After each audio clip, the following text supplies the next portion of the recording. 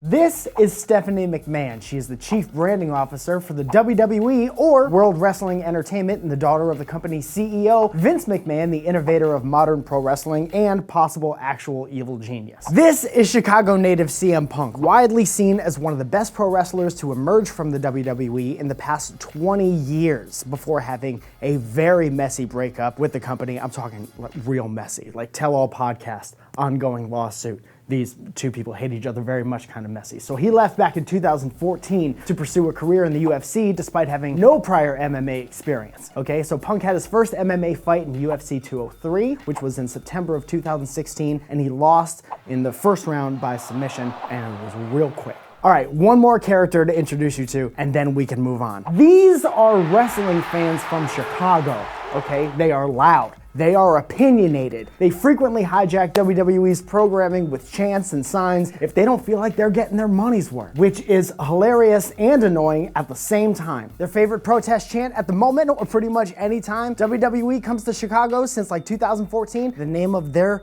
hometown hero, the Second City Saint, CM Punk. Okay.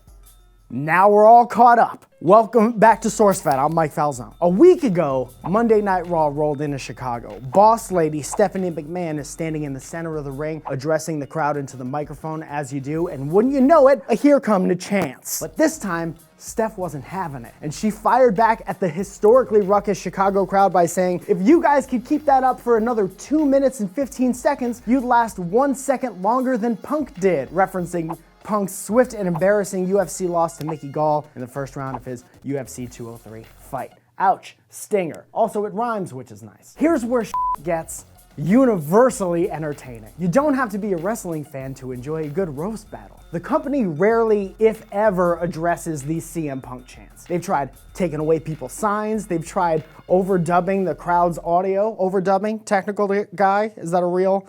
Dubbing over is also the way you say it correctly. This is the first time Stephanie has gone right at him, as if to say, you want to chant for your hometown hero during my show? Well, remember when he lost? You like apples, Chicago? How about some of them apples? It was hilarious. It was disrespectful. It was everything the Chicago crowd has always loved, which made it a genius move. The WWE knows that they can't stop people from chanting, so if you can't beat them, join them. And on the surface, it looks like Stephanie is throwing shade and barbs at Punk, when in reality, what she's really doing is reinforcing the crowd's bond with a character that they fell in love with back in 2011, or even earlier than that. But according to CM Punk, he's retired from pro wrestling, okay? That man is done. He said in multiple interviews and podcasts that he isn't interested in doing business with the WWE ever again. However, WWE doesn't really completely ever close the doors on anyone despite their past actions. And that is because, and go ahead and zoom in, the McMahons